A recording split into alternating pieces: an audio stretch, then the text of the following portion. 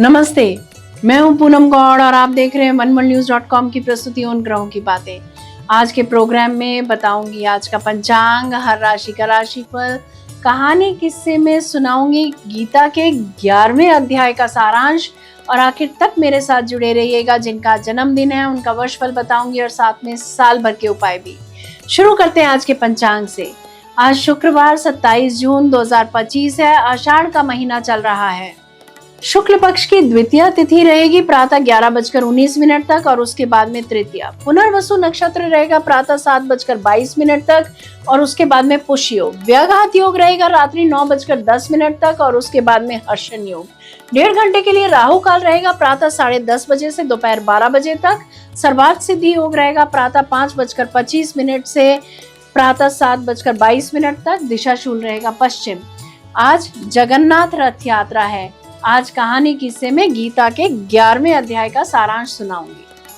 बात करते हैं राशिफल की। मैं यह बता देती हूँ कि मैं राशिफल चंद्र राशि से या नाम अक्षर से बताती हूँ। शुरू करते हैं मेष राशि से। आज काम इतना अधिक रह सकता है कि कुछ और कर ही नहीं पाएंगे। जो जातक बड़े ओहदे की नौकरी ढूंढ रहे हैं उनको आज सफलता मिलते मिलते रुक सकती है। हनुमान चालीसा का पाठ करें, लाभ होगा। वृषभ राशि, समाज सेवी संस्था से उच्च अधिकारियों से संपर्क बढ़ेंगे। समाज सेवा के कार्य करके खुशी मिलेगी। उच्च शिक्षा के विद्यार्थियों को मनपसंद के सब्जेक्ट मिल सकते हैं। रिसर्च के विद्यार्थियों को लाभ होता दिख रहा है। जो जातक नौकरी ढूंढ रहे हैं उन्हें आज उच्च पदवी की नौकरी मिल सकती है। यश व मान सम्मान मिलता दिख रहा है। मिथुन राशि, आज का दिन बहुत बिजी रहेगा। घर का पुराना सामान निकालने से या रिपेयर कराने से मन को सुकून मिलेगा और कुछ हल्का भी महसूस करेंगे। शिक्षा से जुड़े जातकों के लिए आज लाभ का दिन रहेगा। व्यवसाय से जुड़े लोगों को लाभ होता दिख रहा है।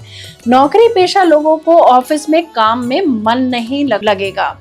कर्क राशि, किसी समाज सेवी संस्था से अपने सेवा दे सकते हैं। सरकारी अफसरों से जान पहचान बढ़ेगी। विदेश के और प्रॉपर्टी के काम के आज टाल सकते हैं। टेंशन और धोखा मिल सकता है।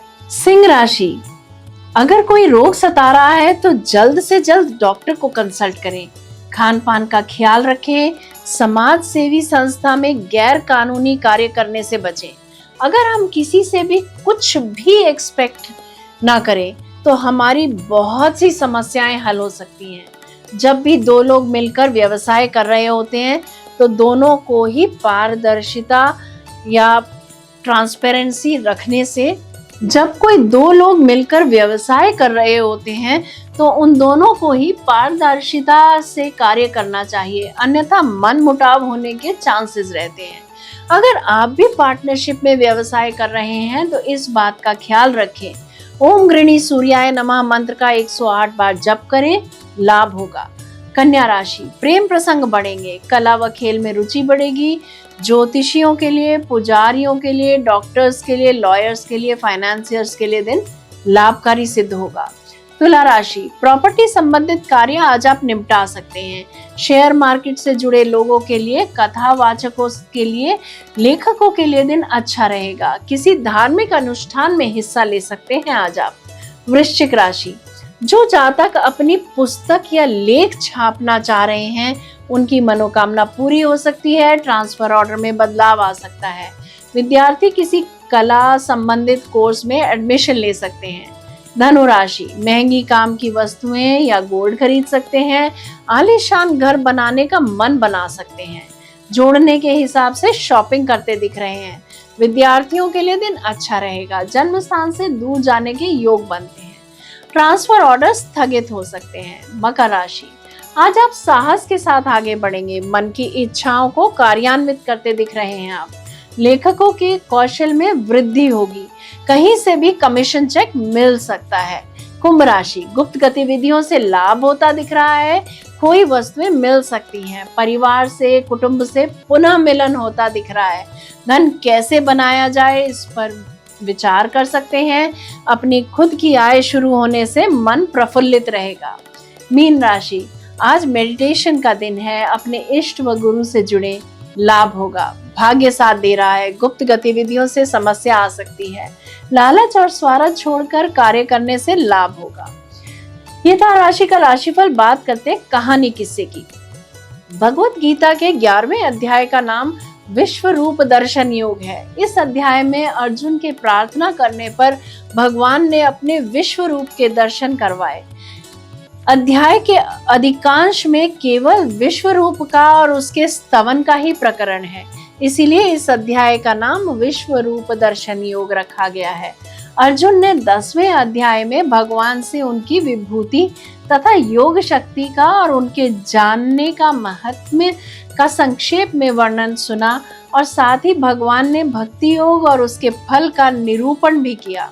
इस पर अर्जुन ने भगवान की स्तुति करके उनसे दिव्य विभूतियों का और योग शक्ति का विस्तृत वर्णन करने के लिए प्रार्थना की।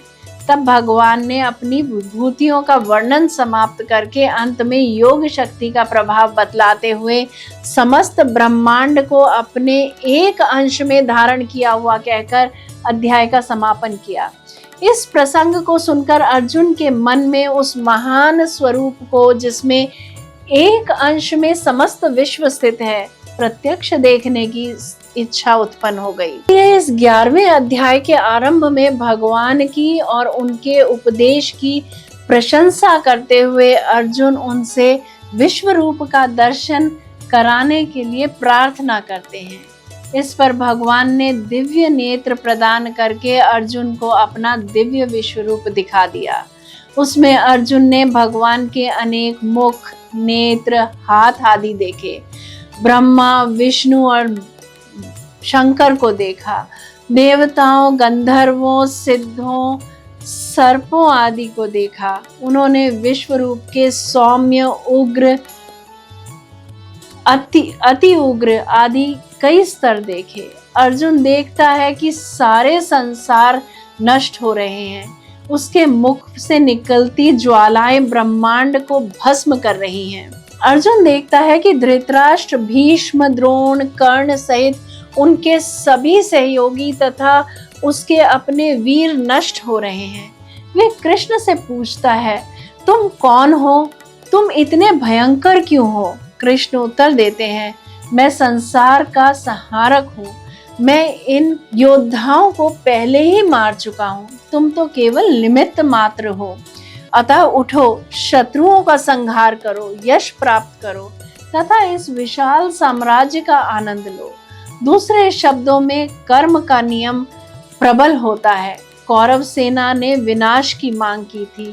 उन्हें अपना अंत अवश्य करना था। अर्जुन उन्हें मारने वाला नहीं है, वह तो केवल नियम का साधन है।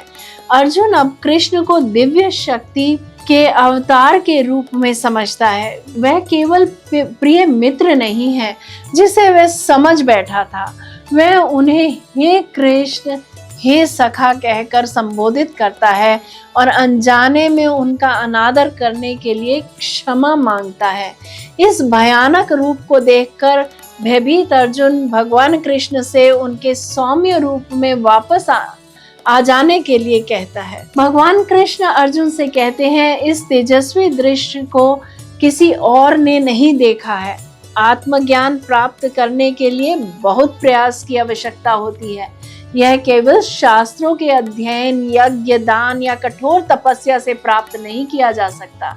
तुम ही एकमात्र ऐसे हो जिसने मेरी योग शक्ति से इसे देखा है। ऐसा कहकर कृष्ण अपने चतुर्भुज विष्णु रूप, अपने सौम्य एवं भव्य स्वरूप दिखाते हैं। अध्याय का अंत भगवान कृष्ण द्वारा अर्जुन द्वारा अर्जित दुर्लभ सौभाग्य को रेखांकित करने के साथ होता है। देवता भी इस रूप को देखने के लिए ललायित रहते हैं, जिसे मात्र आध्यात्मिक साधना से नहीं देखा जा सकता, लेकिन अनन्य भक्ति से मुझे देखा जा सकता है, तत्व रूप में जाना जा सकता है और मुझ में प्रवेश किया जा सकता है। जो मेरे लिए कर्म करता है, मेरे प्रति समर्पित है और मुझे सर्वोच्च मानता है, वह मुझे प्राप्त करता है। इस दिव्य विश्व रूप को हम सब नहीं देख सकते, पर नेत्रों से दिखने वाली इस संसार को भगवान का स्वरूप मानकर अपना उद्धार तो हम कर ही सकते हैं, कारण कि यह संसार भगवान से ही प्रकट हुआ है। भगवान ही सब कुछ बने हुए हैं। दूसरे शब्दों में यह कोई साधारण अनुभूति नहीं है, यह एक दृश्य है। इस प्रकार केवल दो ही लोग, अर्जुन और संजय, ने कुरुक्षेत्र के युद्ध के मैदान में यह दृश्य देखा जिसमें हजारों योद्धा थे। उन्हें क्रमशः कृष्ण और व्यास द्वारा यह असाधारण दृष्टि प्रदान की गई। अर्जुन इस रूप को देखकर भयभीत हो जाता है और कृष्ण से उनके सामान्य में वापस लौटने के अनुरोध करता है। जय श्री कृष्णा। जयराम जी की बात करते हैं जिनका जन्मदिन है। A very happy birthday to you. 26 जून 2026 तक का समय परिवार के साथ एंजॉय करने का समय रहेगा। प्रेम संबंधों में सफलता मिलती दिख रही है। जिम्मेवारी दिल से निभाएं। परिवार में सेलिब्रेशन टाइम रहेगा। आप बहुत समय से वाहन लेने की सोच रहे हैं तो मनोकामना पूरी होती दिख रही है। इस समय घर बदलने का अच्छा अवसर मिल सकता है या घर में रेनोवेशन या एक्सटेंशन करा सकते हैं। ऑफिस में प्रमोशन के योग बनते हैं। जुलाई 2025 में डटकर मेहनत करें ताकि अगस्त में आप खुद को नई दिशा दे सकें। इस दौरान नींद पर्याप्त मात्रा में लेते रहें। जनवरी 2026 में स्वयं का आकलन करें, अपने स्किल सेट को और निखारें। धन की स्थिति अच्छी रहेगी। फरवरी 2026 में सफलता मिलने से कॉन्फिडेंस बढ़ेगा और धन की स्थिति में और सुदृढ़ता आएगी। शेष वर्ष अच्छा रहेगा। बात करते हैं साल भर के उपायों की। रेड गार्नेट का ब्रेसलेट पहने या एक मुखी रुद्राक्ष भी आप धारण कर सकते हैं। यदि मेरा ये प्रोग्राम आपको पसंद आया है तो इसे लाइक, शेयर, सब्सक्राइब करें। बेल का आइकॉन जरूर दबाएं और कल फिर मेरे साथ जुड़िएगा oneworldnews.com की प्रस्तुति उन ग्रहों की बातें में। नमस्ते।